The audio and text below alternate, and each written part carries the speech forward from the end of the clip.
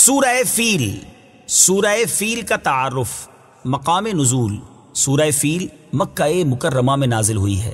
آیات، کلمات اور حروف کی تعداد: اس سورت میں 1 رکوع، 5 آیتیں، 20 کلمے اور 96 حروف ہیں۔ فیل نام رکھنے کی وجہ: عربی میں ہاتھی کو فیل کہتے ہیں اور اس سورت کی پہلی آیت میں ہاتھی والوں کا واقعہ بیان کیا گیا ہے، اس مناسبت سے اسے سورہ فیل کہتے ہیں۔ سورہ فیل کے مضامین: اس سورت میں یمن کے بادشاہ ابرہہ کا واقعہ بیان کیا گیا کہ اس نے اپنی قوت اور مال پر بھروسہ کرتے ہوئے خانہ کعبہ پر حملہ کیا تو اس کی فوج پر اللہ تعالیٰ نے چھوٹے چھوٹے پرندے بھیجے جنہوں نے ان پر کنکر کے پتھر برسائے اور انہیں جانوروں کے کھائے ہوئے بھوسے کی طرح کر دیا۔ سورہ ہمزہ کے ساتھ مناسبت: سورہ فیل کی اپنے سے ماقبل سورت ہمزہ کے ساتھ مناسبت یہ ہے کہ سورہ ہمزہ میں بتایا گیا تھا کہ منہ پر عیب نکالنے والے اور پیٹھ پیچھے برائی کرنے والے کافروں نے جو مال جمع کیا تھا وہ انہیں اللہ تعالیٰ کے عذاب سے نہ بچا سکے گا، اور اس صورت میں اس پر دلیل قائم کرتے ہوئے فرمایا گیا کہ ابرہہ جو کہ مال و دولت، طاقت و قوت اور جاہ و حشمت میں کفار مکہ سے بڑھ کر تھا، جب وہ کعبہ شریف پر حملہ آور ہوا تو اللہ تعالیٰ نے کمزور اور چھوٹے چھوٹے پرندوں کے ذریعے اسے ہلاک کر دیا، اور ان کا مال، تعداد اور قوت انہیں اللہ تعالیٰ کے عذاب سے نہ بچا سکی۔ بسم اللہ الرحمن الرحیم۔ ترجمہ: اللہ کے نام سے شروع جو نہایت مہربان رحمت والا ہے۔ أَلَمْ تَرَ كَيْفَ فَعَلَ رَبُّكَ بِأَصْحَابِ الْفِيلِ أَلَمْ يَجْعَلْ كَيْدَهُمْ فِي تَضْلِيلٍ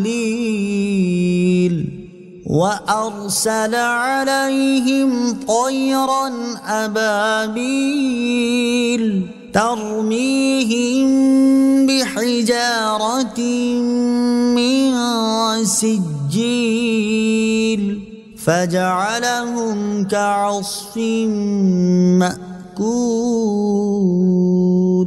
ترجمہ: اے محبوب، کیا تم نے نہ دیکھا کہ تمہارے رب نے ان ہاتھی والوں کا کیا حال کیا؟ کیا اس نے ان کے مکر و فریب کو تباہی میں نہ ڈالا اور ان پر فوج در فوج پرندے بھیجے جو انہیں کنکر کے پتھروں سے مارتے تھے تو انہیں جانوروں کے کھائے ہوئے بھوسے کی طرح کر دیا۔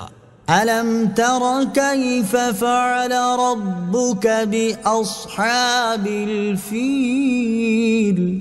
اے محبوب، کیا تم نے نہ دیکھا کہ تمہارے رب نے ان ہاتھی والوں کا کیا حال کیا؟ تفسیر صراط الجنان میں ہے، اس صورت میں جو واقعہ بیان کیا گیا ہے اس کا خلاصہ یہ ہے کہ یمن اور حبشہ کے بادشاہ ابرہہ نے جب حج کے موسم میں لوگوں کو بیت اللہ کا حج کرنے کی تیاری کرتے ہوئے دیکھا تو اس نے اس غرض سے صنعاء میں ایک کنیسہ، عبادت خانہ بنایا کہ حج کرنے والے مکہ مکرمہ جانے کی بجائے یہیں آئیں اور اسی کنیسہ کا طواف کریں۔ عرب کے لوگوں کو یہ بات بہت ناگوار گزری اور قبیلہ بنی کرانہ کے ایک شخص نے موقع پا کر اس کنیسہ میں قضائے حاجت کی اور اس کو نجاست سے آلودہ کر دیا۔ جب ابرہہ کو یہ بات معلوم ہوئی تو اسے بہت پیش آیا اور اس نے قسم کھائی کہ وہ کعبہ معظمہ کو گرا دے گا۔ چنانچہ وہ اس ارادے سے اپنا لشکر لے کر چلا۔ اس لشکر میں بہت سے ہاتھی بھی تھے اور ان کا ایک پیش رو ایک بڑے جسم والا کوہ پیکر ہاتھی تھا جس کا نام محمود تھا۔ ابرہہ جب مکہ مکرمہ کے قریب پہنچا تو اس نے اہل مکہ کے جانور قید کر لیے اور ان میں حضرت عبد المطلب کے 200 اونٹ بھی تھے۔ حضرت عبد المطلب ابرہہ کے پاس آئے تو اس نے ان کی تعظیم کی اور اپنے پاس بٹھا کر پوچھا کہ آپ کس مقصد سے یہاں آئے ہیں اور آپ کا کیا مطالبہ ہے؟ آپ نے فرمایا میرا مطالبہ یہ ہے کہ میرے اونٹ مجھے واپس کر دیے جائیں۔ ابرہہ نے کہا مجھے آپ کی بات سن کر بہت تعجب ہوا ہے کہ میں اس خانہ کعبہ کو ڈھانے کے لیے یہاں آیا ہوں جو آپ کا اور آپ کے باپ دادا کا معظم و محترم مقام ہے، آپ اس کے لیے تو کچھ نہیں کہتے اور اپنے اونٹوں کی واپسی کا مطالبہ کر رہے ہیں۔ آپ نے فرمایا میں اونٹوں ہی کا مالک ہوں، اس لیے انہی کے بارے میں کہتا ہوں، اور کعبے کا جو مالک ہے وہ خود اس کی حفاظت فرمائے گا۔ یہ سن کر ابرہہ نے آپ کے اونٹ واپس کر دیے۔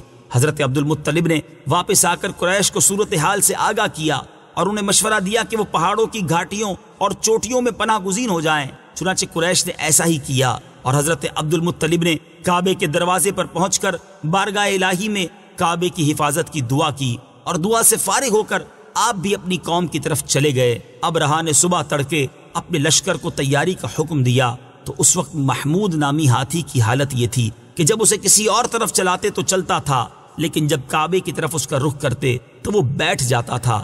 اللہ تعالیٰ نے ابرہہ کے لشکر پر سمندر کی جانب سے پرندوں کی فوجیں بھیجی، اور ان میں سے ہر پرندے کے پاس 3 کنکریاں تھیں، 2 دونوں پاؤں میں اور 1 چونچ میں تھی۔